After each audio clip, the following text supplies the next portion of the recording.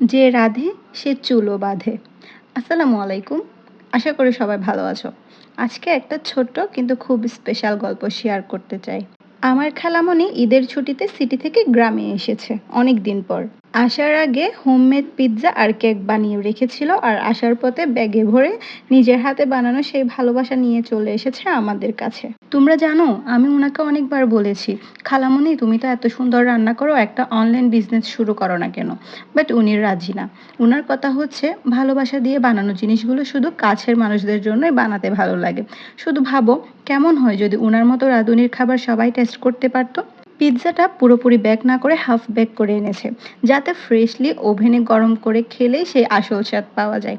আর কেকটা, ওটা একদম সফট, অনেক মজা। আর ততক্ষণে আমি পিৎজাটাকে ফুললি বেক করে নিয়েছি, খেতে অনেক বেশি মজা।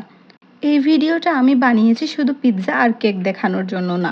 আমি দেখাতে চেয়েছি এফোর্ট এবং ফ্যামিলি বন্ডিংটা।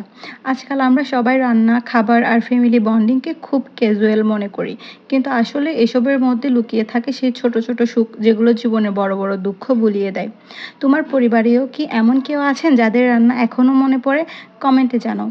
আমি চাই এমন ভালোবাসার গল্পগুলো হারিয়ে না যাক।